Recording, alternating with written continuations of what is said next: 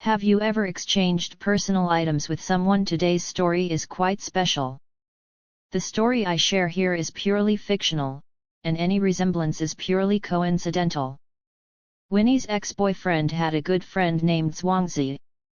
Zhuangzi was a pilot, tall and handsome, well-off, and had a beautiful fiancée, a real winner in life. However, one day, such a person almost jumped off a building. Upon inquiry, it was found that many strange things had happened around him since a trip to Tibet. When I first came back, I felt great, but I didn't know when it started. Zhuangzi said that he could always hear someone talking, sometimes in his ear, sometimes in the distance, and it was not talking to him.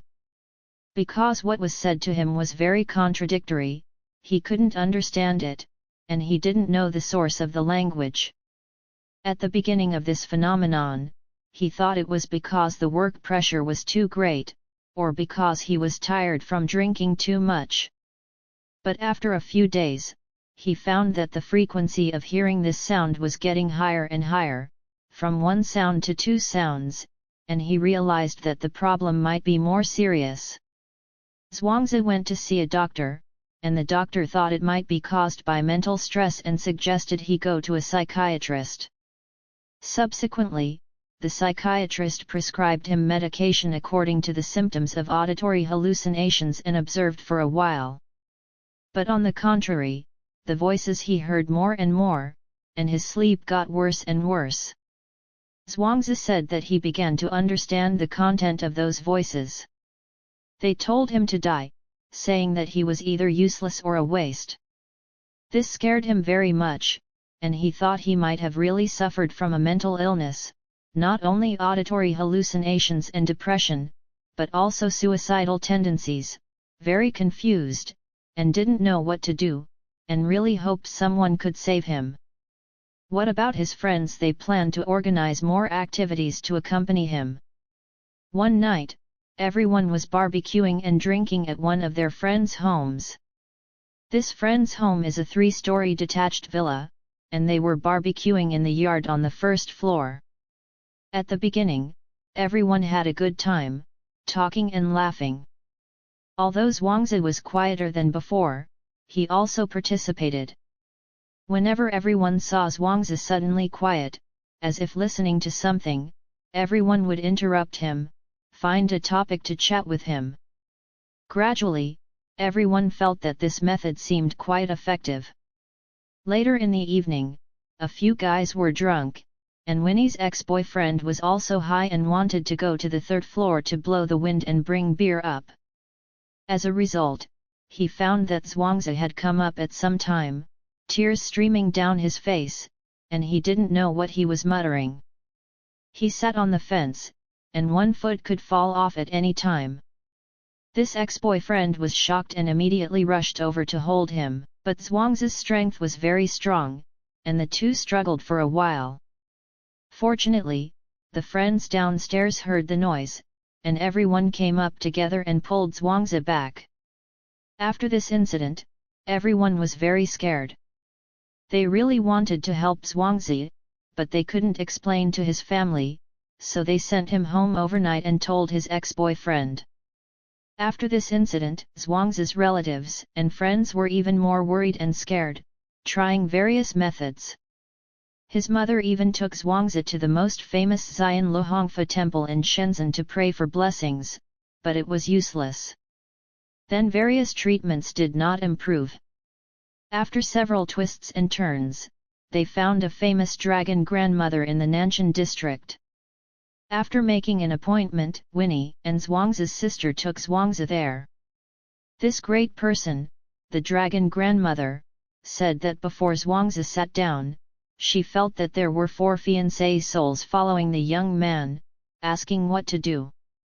The dragon grandmother said that there were men and women who were all his grievances and debts, which were difficult to handle.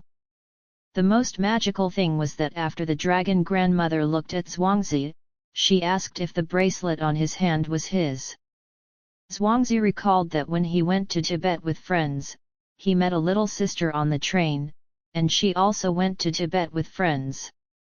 Because they sat next to each other, the two talked very well and decided to go to Tibet together. Zhuangzi and his friends started from Shenzhen, and the little sister got on the train from another city, and the train ride took 2 or 3 days. Several young people talked very happily and decided to go to Tibet together. The trip to Tibet lasted more than half a month, and Zhuangzi was very handsome, and it is said that the woman was also very temperamental. Gradually, a story happened between the two. The journey ended quickly, and everyone returned to their own city to continue their lives. The short-term beauty stayed in a beautiful place. So at the parting, the two exchanged bracelets as a memento. Zhuangzi told the dragon grandmother that the bracelet was exchanged with a friend during the trip and was not his own. The dragon grandmother said that the bracelet is a close-fitting item, and everyone has their own aura. Wearing something that does not belong to oneself rashly is equivalent to destroying one's own aura and opening a gap. It happened to be when Zhuangzi's fortune was not good, and he provoked all the sworn grievances and debts. They naturally did not want to leave, but had no choice. Upon hearing this, Zhuangzi and his group were very anxious and asked how to solve it. The dragon grandmother said that this was a debt he owed in his previous life, and to solve this problem, he needed to shorten his life.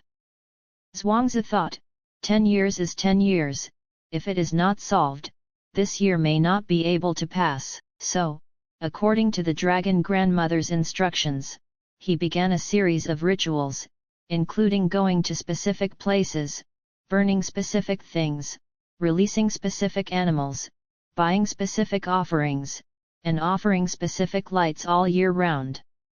In this process, Zhuangzi felt much more relaxed, although he could still hear someone talking in his ear, but it was not so uncomfortable.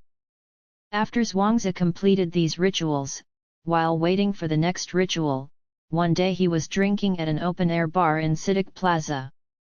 Winnie and his ex-boyfriend also went. Winnie was very surprised to see that Zhuangzi had changed into a person, from a tall and handsome sunny man to a tall and thin gloomy man. His eyes were lifeless, and his eye sockets were deep, just like a drug addict on TV. He sat there with his body sideways, leaning against the wall from time to time, very attentive, as if listening to something, as if someone was talking to him on the wall. Winnie curiously asked him, "Old Zhuang, is someone talking to you as a result?" He grinned, "Yes, do you want to talk to him?" The whole person gave people a very indifferent feeling. This matter has been more than 10 years.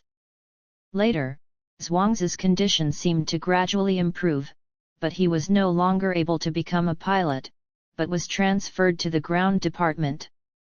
He became more calm, and except for occasionally going out with friends for a drink, he didn't like going to bars as much as before. His fiancée also got married. It is said that the bracelet that day was processed by the dragon grandmother, and there was no problem with it itself, but it did not belong to him, or it brought the negative energy of the original owner to him. So, things given by others, especially things that others have worn, really need to be carefully considered before wearing. Also, places like bars and nightclubs really need to go less. Well, see you at the next story.